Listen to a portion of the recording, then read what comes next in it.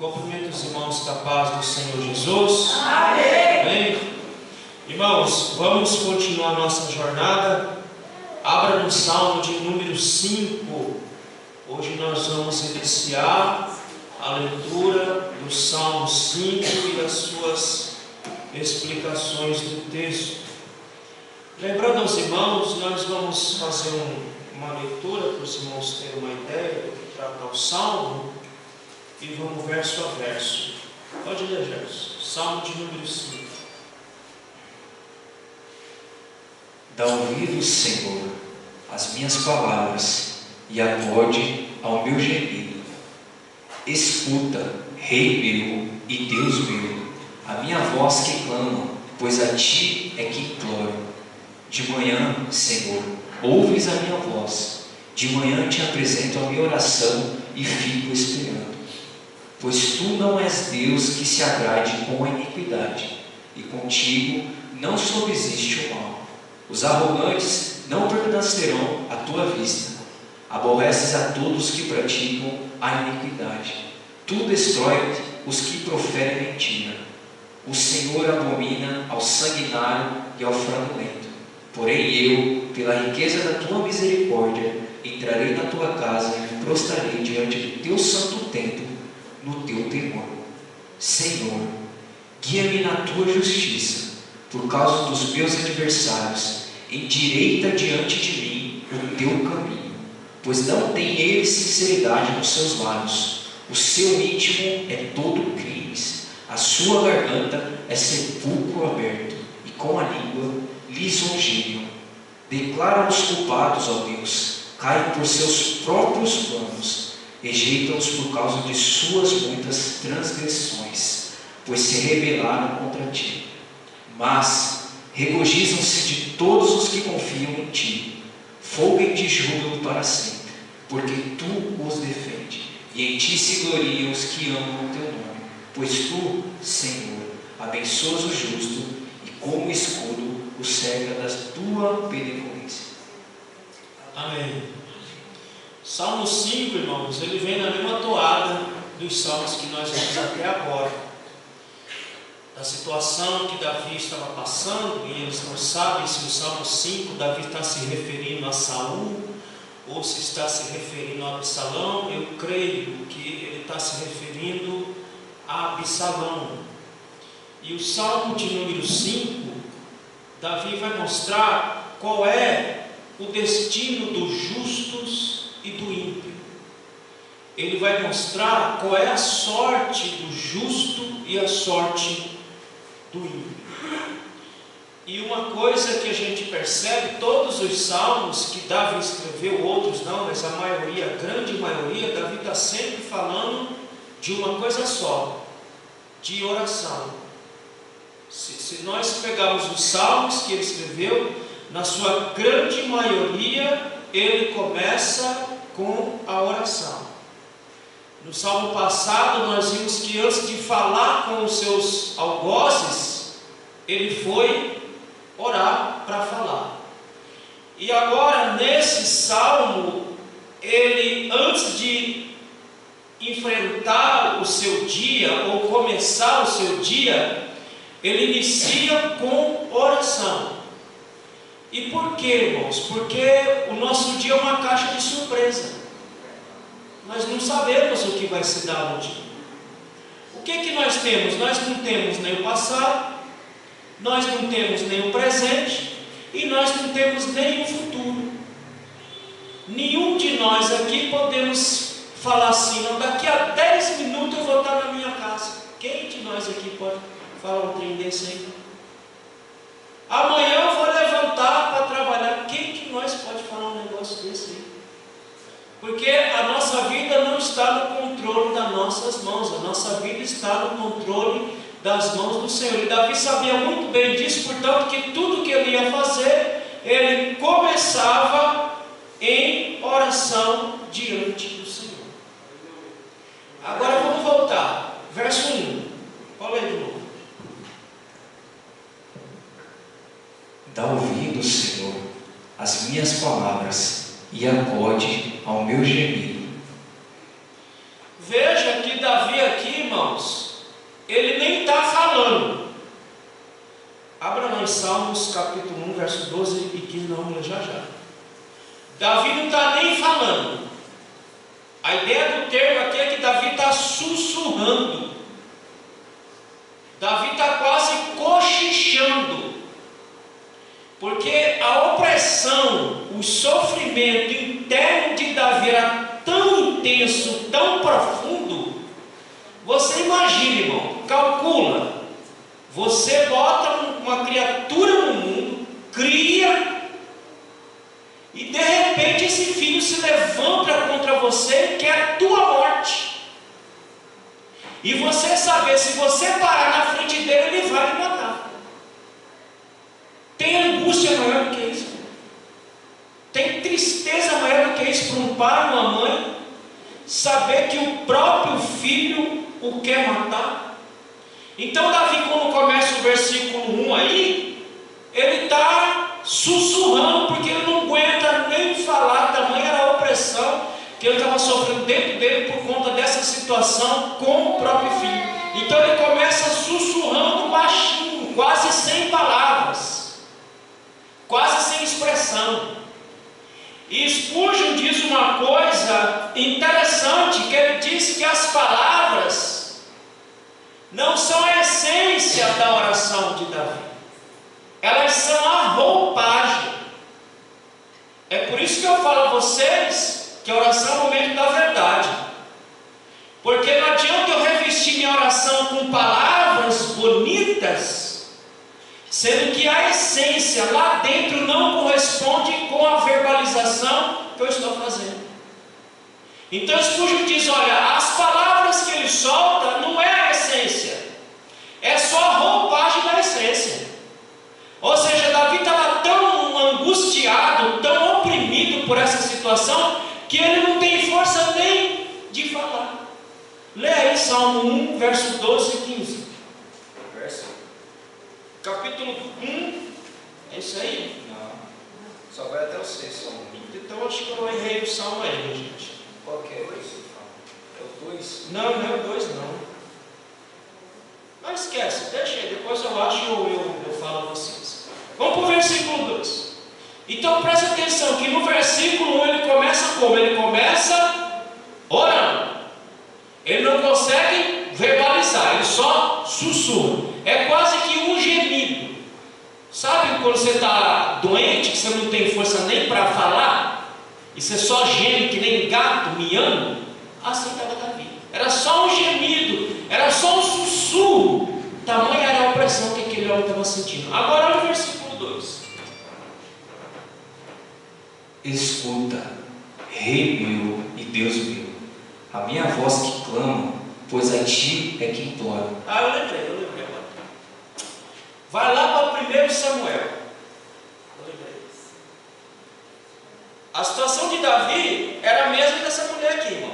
1 Samuel. É, 1 Samuel. Eu errei aqui, mas eu lembrei aqui agora.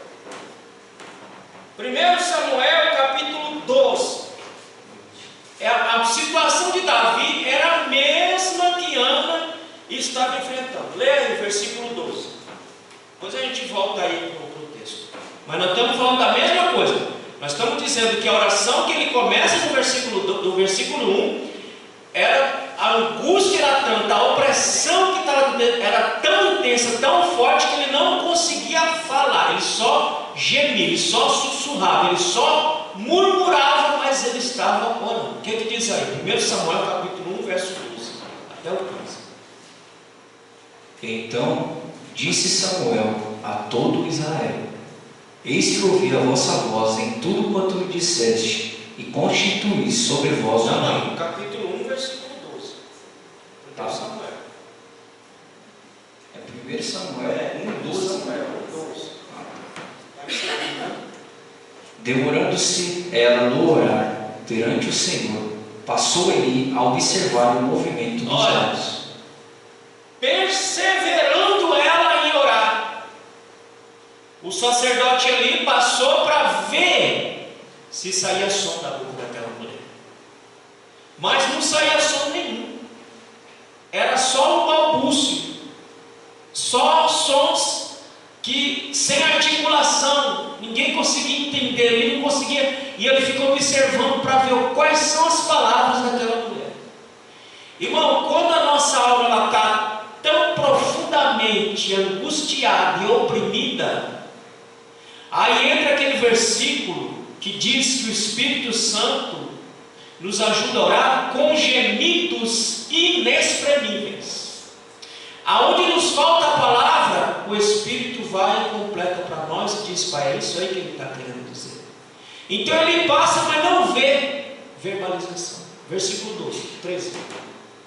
Porquanto Ana só no coração falava. Olha, ela só falava onde? Ela só falava na alma. E ele passa, mas que diabo de oração é essa? Cadê as palavras? Por isso que Spurgeon diz que as palavras não são a essência, são só a roupagem. Ou seja, se eu não verbalizar, mas a essência da minha oração, do que eu estou falando, ela sai. Continua. Seus lábios se moviam, porém não se lhe ouvia voz nenhuma. Por isso ele a teve por embriagada. Está bêbada. Está cheia de cana essa mulher. Tomou tanta cachaça. Está ébria que agora não consegue nem falar. Está falando uma língua aí que ninguém sabe, ninguém entende, ninguém conhece o que essa mulher está falando. Porque a amargura, a opressão era tamanha na alma daquela mulher que ela estava igualmente, Davi e ela estavam no mesmo patamar de opressão. Era tanta dor, tanto sofrimento que não tinha palavra. Era só balbucio, era só murmúrio de uma alma aflita. Continua. Ele disse: até quando estarás tu embriagada? Aparta-te de ti esse vinho. Irmão, não espere que as pessoas lhe compreendam. Não espere que as pessoas lhe compreendam. Não espere que as pessoas lhe entendam, porque elas não vão lhe compreender e elas não vão lhe entender. E você não pode se gasturar por conta disso, porque é só você e Deus. Então não espere que todo mundo compreenda você, e não espere que todo mundo compreenda o seu modo de agir, o seu modo de pensar, porque nem sempre vão compreender. Como Eli não compreendeu por que ela estava ali no lugar de oração, orando, e não tinha palavra na boca daquela mulher. Para ele, ela estava como que bêbada, porque ele não compreendeu, ele não discerniu a dor que aquela mulher carregava. Versículo 15. Verso 15. Porém, Ana respondeu: não, Senhor meu, eu sou mulher atribulada de espírito. Olha, eu sou uma mulher amargurada de espírito. Eu sou uma mulher que eu estou oprimida no meu espírito ou na minha alma, porque eu trago uma dor muito grande dentro de mim que ninguém pode resolver. Por isso que eu falo, irmão, não espere que ninguém me compreenda. Não espere que ninguém consiga dimensionar o que você carrega dentro de você, porque não vão entender, não vão compreender. É só você e Deus. Ela está dizendo: eu estou com tanta tristeza na alma que eu não estou bêbada. Continua. Não bebi nem vinho, nem bebida forte, porém venho derramando a minha alma perante o Senhor. Por que? Pode voltar para o Salmo 2. Porque quem derrama a sua alma diante do Senhor é a si mesmo. Algumas vezes faltam palavras, e sobra lágrimas, e sobra silêncio, e sobra dor. Então onde é que nós vamos resolver esse problema da nossa alma? Nós só podemos resolver esse problema diante daquele que conhece o ser humano por dentro e por fora. Não fique, irmão, não fique esperando que eu compreenda você, meu Deus do céu. Só quem pode lhe compreender 100% é quem te criou. Porque eu sou criado como você. Nós mesmos não nos compreendemos.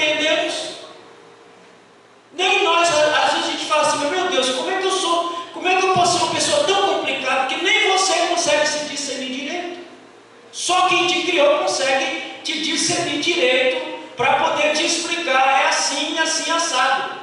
Porque nem nós agora não esperem que as pessoas lhe compreendam, lhe entendam. É só você e Deus. Por isso que ela estava lá, derramando a sua alma diante de Deus, porque era o único que podia fazer alguma coisa para ela. Qual era o problema dela? Ela tinha um filho seco. O que ela queria? Ela queria ter filho. E depois que ela derramou a sua alma diante do Senhor, ela já saiu dali prenha. Amém, meus irmãos? Como é que ela levantou da oração? Volta lá, gente. 1 Samuel, capítulo 1. Vamos ver como é que essa mulher, ela já levantou prenha. Vamos ver? Olha lá, Lá está 16. Não. 17. Versículo 18. Lê, ela já levantou prenha. Lê. E disse ela: acha a tua serva a mercê diante de ti. Assim, a mulher se foi seu caminho e comeu, e o seu semblante já não era triste. A bichinha já levantou prenha. Ela chega derrubada, ela chega triste, ela chega angustiada e levanta a prenha. Ó, pastor, filho do Espírito Santo, não, meu irmão. Porque ela já levantou com a convicção da sua vitória diante do Senhor. Aleluia. Amém, meus irmãos? Agora lê aí, ó, versículo de número 19. Levantaram-se de madrugada e adoraram perante o Senhor. E Ela já voltaram. estava até adorando a Deus, coisa que ela não estava nem conseguindo fazer verbalizando. Agora ela já consegue verbalizar. Continua. E voltaram, e chegaram à sua casa, a Ramá. Eucana coabitou com Ana, sua mulher, e lembrando-se dela, o Senhor. E ela concebeu, e passado o devido tempo, teve um filho, a que chamou Samuel, pois dizia: do Senhor o pedi. Pronto, já levantou o prêmio, minha filha. Ela só foi lá confirmar com o velho, com Eucana. E depois ela embuchou e nasceu o menino Samuel. Mas como é que ela foi? Ela foi totalmente destruída diante do Senhor. É assim que nós nos encontramos. Por isso que eu falo a vocês que o Salmo, nós nos identificamos com os Salmos, porque quem escreveu foi pessoas reais.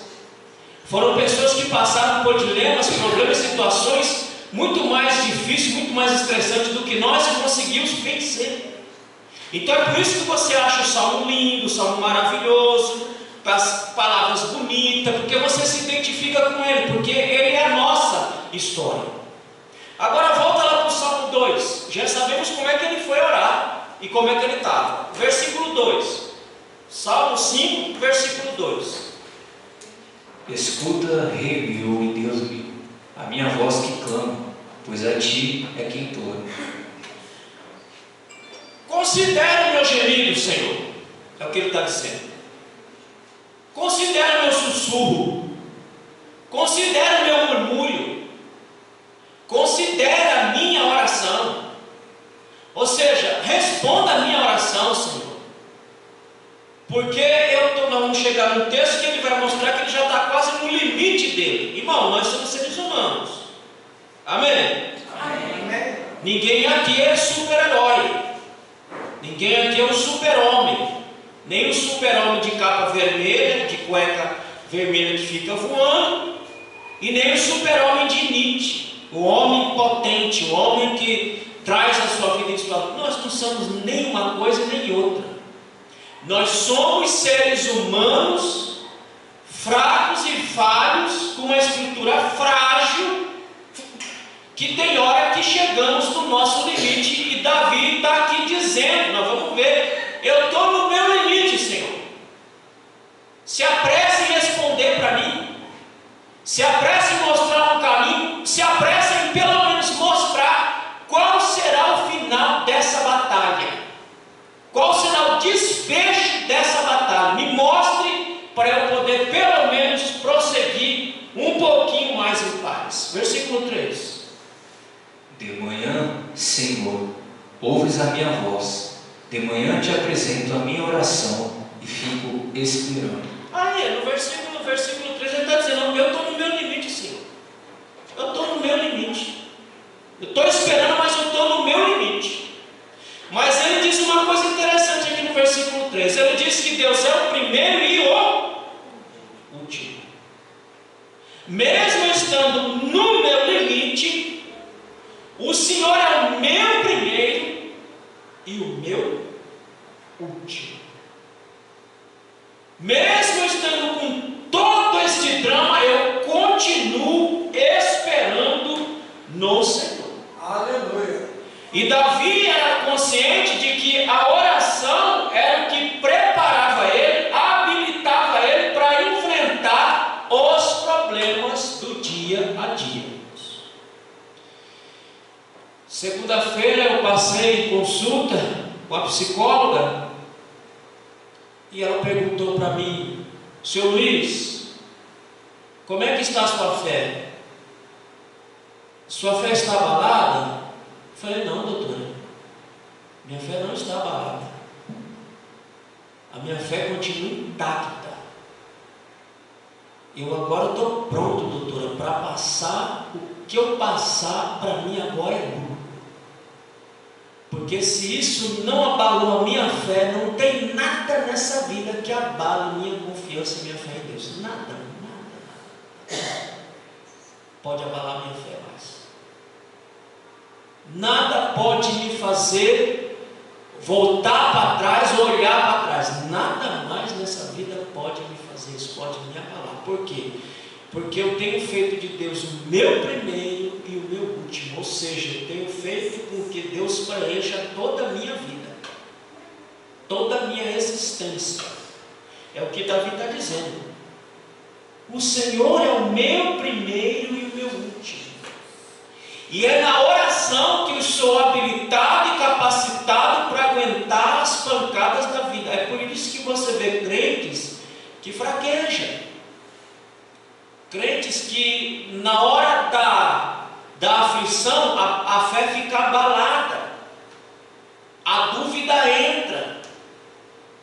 Por quê? Porque não fez de Deus ainda o seu primeiro e o seu último. Se Deus for o seu primeiro e o seu último, nada pode abalar a sua fé. Amém, meus irmãos? Amém. Assim como a fé de Davi não foi abalada, estava intacta. Mesmo ele sabendo que o filho queria matá-lo, ele continuou com a sua fé intacta em Deus. Porque ele sabe que ele precisa orar para que Deus o habilite, para que Deus o capacite para enfrentar essa situação dura. Que é duro, irmãos. Um filho querer matar o próprio pai, eu não sei o que é isso, mas deve ser uma pancada muito forte. E era assim que Davi estava. Spurgeon diz uma coisa interessante.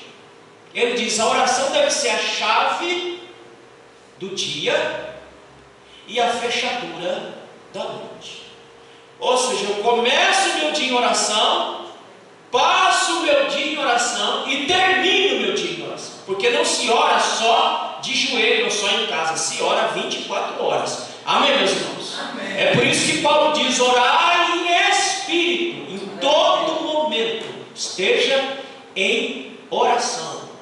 Porque você não sabe o que você vai passar no seu dia. E a oração nos capacita, nos habilita para que nós enfrentemos qualquer situação em nossa vida. A expressão que Davi usa aí, repete aí o Salmo, verso 3. De manhã, Senhor. Aí, essa expressãozinha aí. De manhã, Senhor. Ele traz aqui a ideia militar.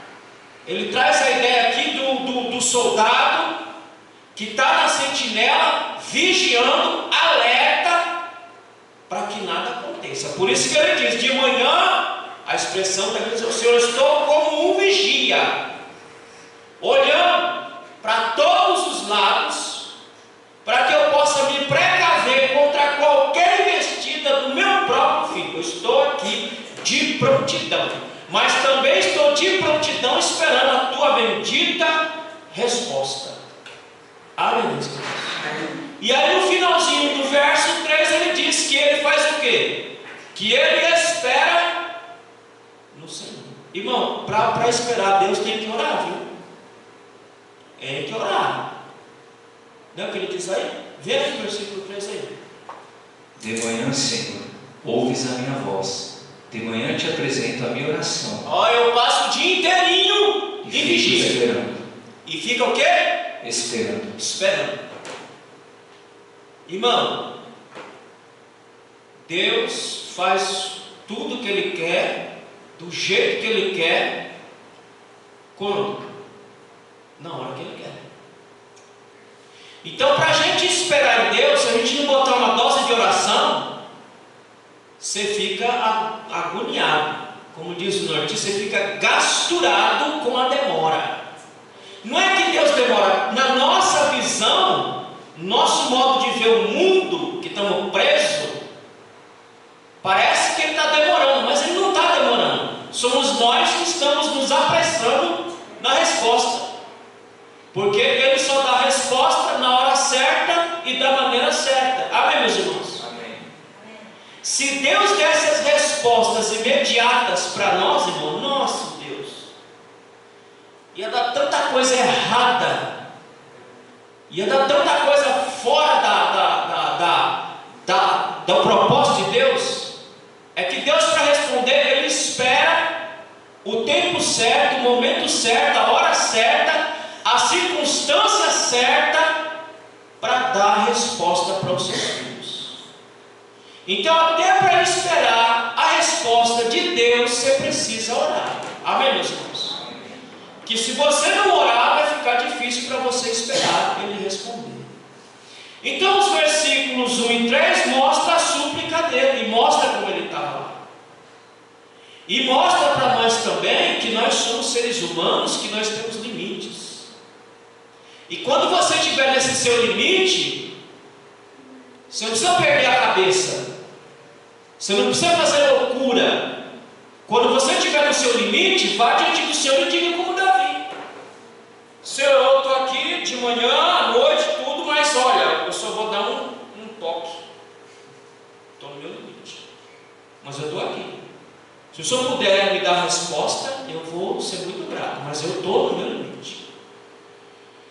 E Deus, irmãos, Ele vai entender. E mesmo que Ele não lhe responda, Ele vai lhe dar força para você continuar esperando. Aleluia. Mas para essa força vir, o que eu tenho que fazer? Eu tenho que orar. Eu tenho que buscar.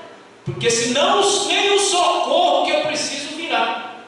Eu tenho que estar orando. Eu tenho que estar buscando para que esse socorro venha. Então é esse o contexto de Davi no versículo 1 ao versículo 3. De um homem que está extremamente oprimido, angustiado, deprimido, mas que sua fé continua intacta e ele continua clamando, continua buscando e esperando no Deus de Israel.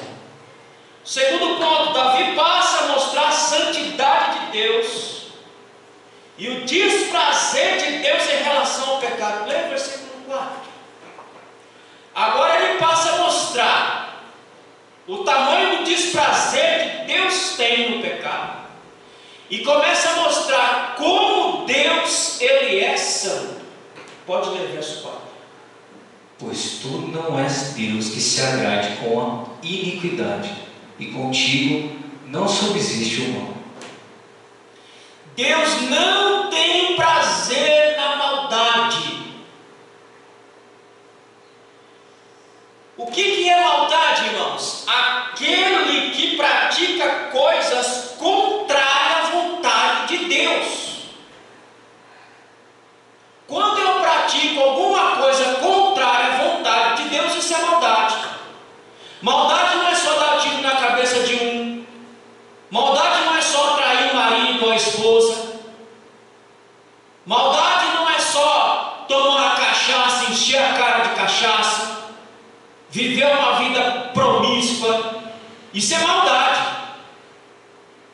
Mas nós também praticamos a maldade quando deixamos de fazer a vontade de Deus em nossas vidas.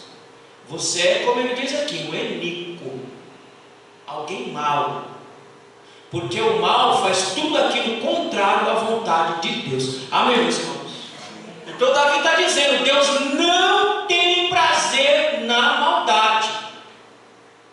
Deus não tem prazer naquele homem, naquela mulher que anda segundo ou contrário à vontade de Deus. Irmão, se você está contrário à vontade de Deus, tu é um maldoso, tu é um iníquo, tu é um pecador que precisa do sangue do Cordeiro na vida.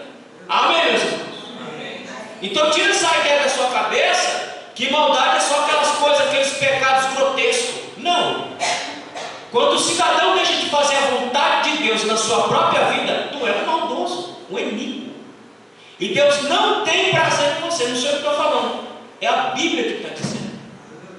Deus não tem prazer na maldade. Deus não tem prazer naquele que anda contrário à vontade do Senhor. Amém, meus irmãos? Se você não sabe o que é a vontade de Deus, leia a palavra de Deus que você vai saber qual é a vontade de Deus. Qual é a vontade? Eu vou resumir para você. Que você ame a Deus sobre todas as coisas, e semelhantemente a esse, ame o seu próximo como a si mesmo. Disso depende toda a lei e os... É muita coisa? Sim ou não? É não, é só orar que Deus ajuda a cumprir esse negócio todo. Amém, meus irmãos? Amém. Então Deus não tem prazer na maldade.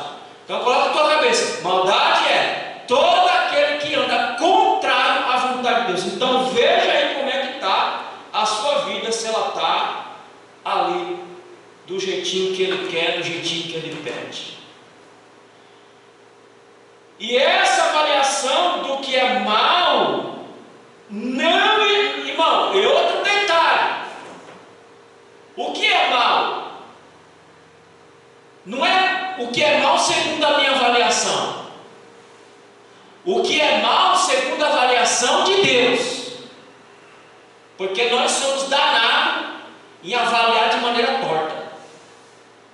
Não é o que é mal em relação à minha avaliação, é o que é mal segundo Deus e não você. Amém, meus irmãos? Amém.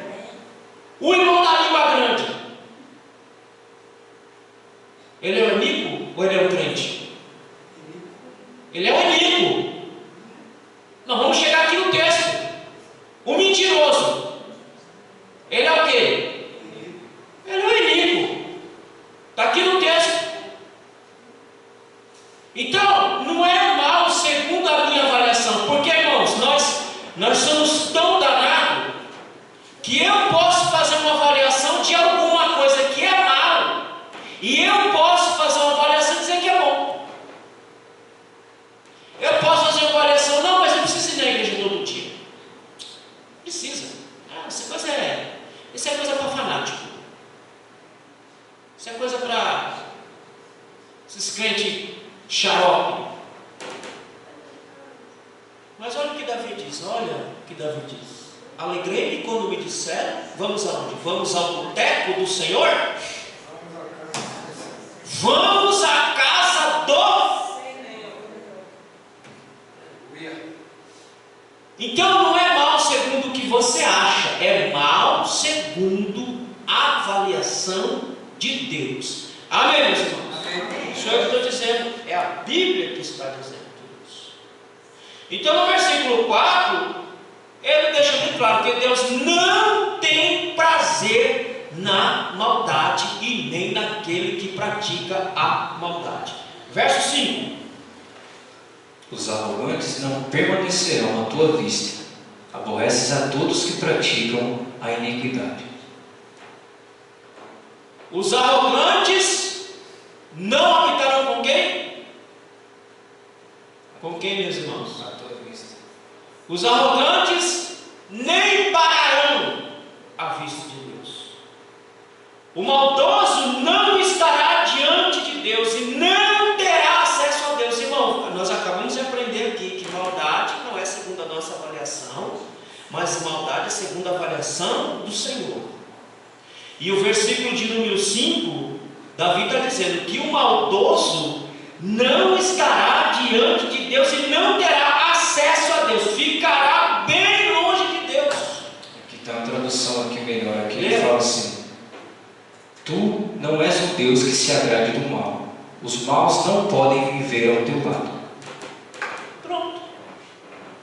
Os maus não podem viver ao teu lado, ou está à vista, ou está diante de Deus, porque desse tipo de gente, Deus quer distância. Não sou eu que estou dizendo, a Bíblia está dizendo.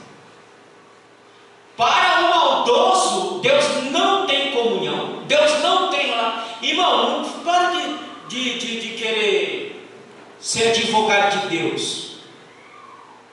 Ah não, Deus ele se relaciona até com o pecador. Aonde está escrito isso na Bíblia? Me diz aonde está. A Bíblia diz que Deus se relaciona somente com aqueles que são seus filhos. Se for para se relacionar com qualquer um, então vamos voltar para a desgraça, pronto. Se ele se relaciona com o pecador, eu vou ficar fazendo o que aqui? Me negando os prazeres da vida. Se ele se relaciona com um desgraçado pecador, então eu vou virar, eu vou para lá. Relacionamento com Deus é só com os seus filhos, só com aqueles que ele resgatou pelo sangue do Cordeiro. Deus só se relaciona conosco, meus irmãos. Amém? Amém. As orações que são atendidas são as nossas orações. Não é a oração de maldoso que Deus ouve, porque se Deus ouve a oração de maldoso, eu vou para lá.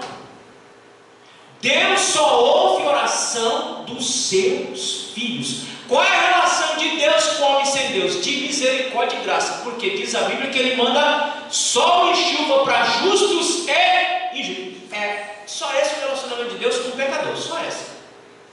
Eu criei vocês e eu vou manter vocês, mas relacionamento pessoal só com aqueles que passam por Jesus Cristo e somente com esses. Amém, meus irmãos? Amém. Filhos de Deus só são aqueles que Ele mesmo deu poder para ser. Ah, não, que não é filho de Deus. Não é filho de Deus. Filho de Deus somos nós. Sim ou não? Amém. Está na Bíblia que eu estou dizendo ou eu estou mentindo? Amém. Está na Bíblia? Sim. Aonde? Aleluia. João 1,12. Quem é que são filhos? Aqueles que Deus deu poder. Só esses aí. O resto é o quê? O resto é criação de Deus. Talvez é um amigo e conhecido, né? Hã? Um é amigo, quando você passa a ser filho, que tem aquela intimidade. O conhecido, ele sabe quem é, mas... É só conhecido de rua aí. Sabe qual é aquele conhecido que você tem? Você está bem de longe. Você não faz nem conta. É assim. Agora, se você quiser se tornar um conhecido dele, está aí, ó. É só entrar no caminho da maldade. É só deixar de fazer a vontade de Deus, você vai ser só um conhecido. Mas a gente ainda é conhecido, a gente ainda abana com a mão, né? Oh! Deus nem com a mão abana. Passa batido. Então Davi diz no versículo 5 que o maldoso não estará diante de Deus. Deus tem aversão à maldade e se mantém em animosidade em relação aos que praticam o mal. Vamos encerrar com Provérbios capítulo 6, versículos 16 e 17. Veja, irmão, Deus tem aversão, Deus tem ojeriza ao mal.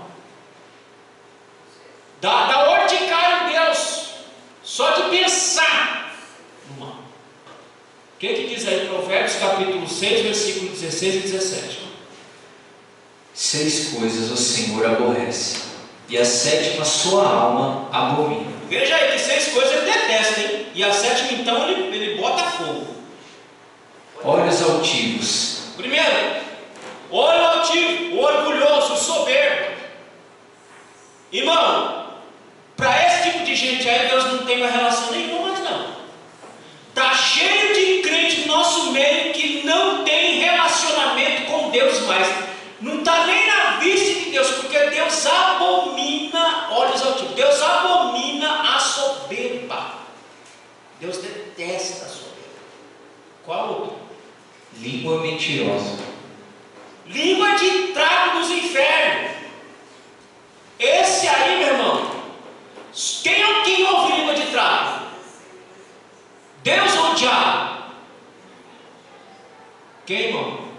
Quem ouve língua de trapo? O falador, que dá bom dia para cavalo. É o diabo que ouve ele, porque Deus não ouve esse tipo de gente. Está na Bíblia, isso não está dizendo, não, está na Bíblia. É que eu só estou falando um pouquinho mais claro, porque Deus é mais educado do que eu. Mas ele não ouve língua de trapo. Quem ouve língua de trapo é o diabo está lá, ouvindo. Deixa eu ver o que ele vai falar. Espera aí, eu vou ouvir e vou plantar a discórdia. Por que a Bíblia diz, irmãos, que nós temos que ser tardio em falar? Por quê? Porque o diabo não pode entrar na tua cabeça. Como é que o diabo trabalha na vida do crente? Ele trabalha a partir da tua palavra. Eu vou dar um tiro na cabeça daquele cidadão. Opa, peraí, que é comigo mesmo.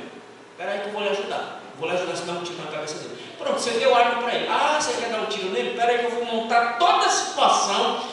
Eu vou fazer ele te deixar tão fora de si, que você vai dar um tiro na cabeça dele. Porque o diabo só trabalha com aquilo que eu falo, não com aquilo que eu penso. Amém, meus irmãos? Amém. Porque nessa terra aqui só entra você e Deus. O diabo não entra aqui, porque se ele entrasse aqui, ele ia fazer diabrulha. Como ele não entra, ele só fica ouvindo, e a partir do que você fala, é o que ele fala. Então Deus aborrece o soberbo, língua de trapo, o que mais? Mãos que derramam sangue inocente. Assassino, miserável, tirador de vida. Semana que vem nós vamos ver que tem dois tipos de assassino. Deus odeia o homicida. Que mais que ele odeia? Coração que trama projetos iníquos. Maldoso. A alma dele é 24 horas tramando a maldade. A esse Deus detesta. Tem gente assim no nosso meio, meus irmãos? Sim ou não? Eu espero que não. Mas tem, meus irmãos. Se está na Bíblia, porque ela já está precavendo. Esse tipo de gente tem no nosso meio. Não é alguém que está lá fora. Os conselhos que Salomão está dando para alguém que já conhece a palavra. Para alguém que já conheceu Deus. Que já teve algum tipo de relacionamento. Então, essas coisas tem no nosso meio. E está cheio. Lê. Pés que se apressam a correr para o mal. Gente que só vive na caminhada maligna. Gente que só vive fazendo sua própria vontade. E todo ser humano que vive por fazer sua própria vontade só anda na maldade. Só pensa na maldade, só trama maldade. O que mais? Testemunha falsa que profere mentiras. Mentiroso, desgraçado. Deus não ouve mentiroso. Deus não se relaciona com mentiroso, irmão. O mentiroso é filho de quem? Do diabo. Pronto, não é filho de Deus não, mentiroso, irmão, crente mentiroso. Aí o seu filho de Deus é filho de Deus nada, é filho do diabo. Porque Deus não se relaciona com, ele está dizendo no seu cruzeiro, 6 coisas me aborrecem, a 7ª então eu tenho vontade de matar. É o que Deus está dizendo. Continua. E o que semeiam contendas entre irmãos. Plantador de discórdia. Esse aí que Deus odeia, não é esse aí? Olha aí a 7ª. Aquele ser humano que vive para fazer discórdia no meio do povo. Agora Deus está falando isso aí para quem? Para um ser humano que está lá fora sem Deus? Não, ele está falando para os que estão dentro. Porque quem está lá fora já vive na desgraça mesmo. Mas ele está falando para os que estão dentro. A 7ª qual é? Aqueles que plantam discórdia, dividem, racham a igreja. A esse, meus irmãos, não para diante da vista do Senhor. Amém, meus irmãos? Lê o versículo 6 e eu encerro aqui. Versículo 6 do Salmo 5. Estou encerrando.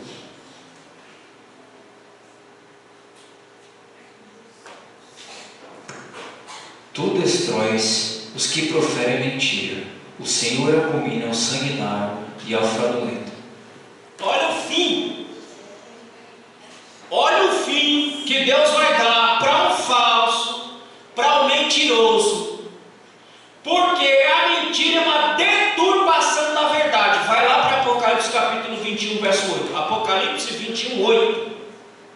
Deus vai destruir, vai dar cabo do falso e do mentiroso, porque é uma deturpação da verdade. O que diz aí Apocalipse 21, 8?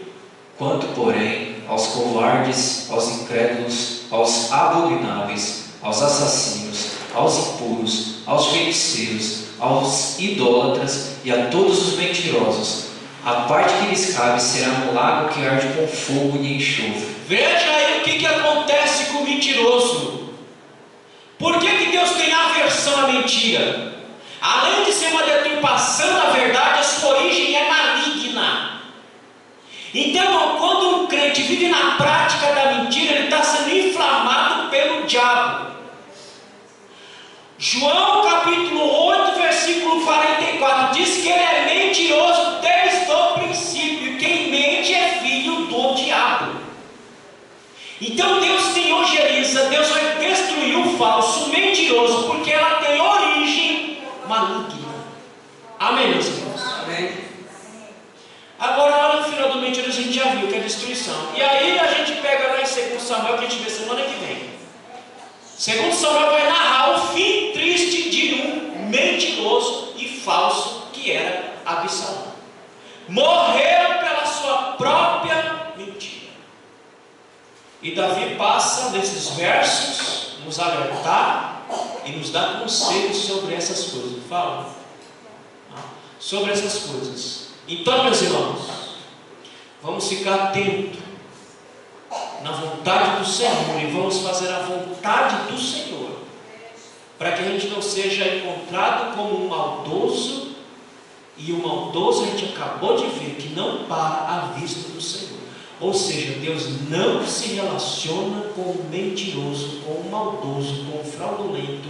Deus não tem relação com esse tipo de gente.